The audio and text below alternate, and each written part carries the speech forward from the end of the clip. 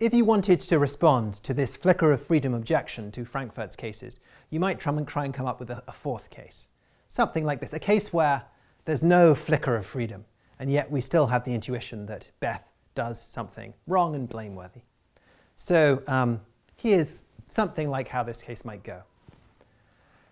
Imagine, as before, that Beth burns the letter out of malice, and that Eve is in the next room monitoring what's going on machines, and that Beth knows nothing about what Eve is up to. And imagine, as before, that it actually happens that Eve's presence makes no difference, in the sense that if Eve wasn't there, then Beth would have made the same decision in exactly the same way. Her brain would have operated in exactly the same way, down to every neuron firing, if Eve hadn't been there. But suppose, furthermore, that Eve is using a machine that guarantees that Beth's brain will be in exactly the states it's in prior to and up to deciding to burn the letter. So in that sense, Eve's machine is controlling Beth's brain.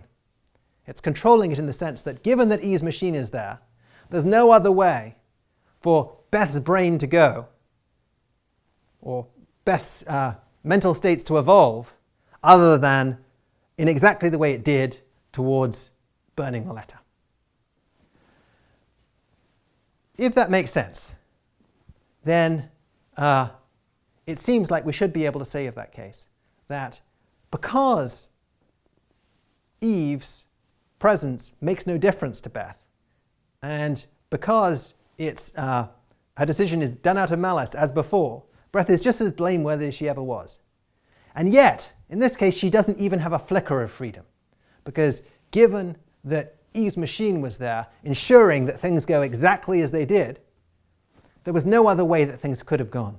There's no other tiny divergence from the route towards the bad decision that could have been taken.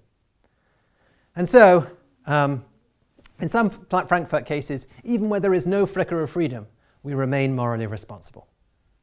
So I'd like you to think about that case, think about whether it makes sense to you, and we could take this further and consider counter responses, but that's as far as I want to go in this lecture. Next time, I want to talk about a question that Frankfurt's analysis leaves open. And that's the question of, well, look, suppose determinism doesn't make us morally irresponsible, blameless in everything we do. What does? Remember Oprah with the bug. She wasn't morally responsible for attacking you. So clearly, some things, under some conditions, we're blameless for doing what we do. What are those conditions? What are the things that render us blameless, if it's not an inability to do otherwise?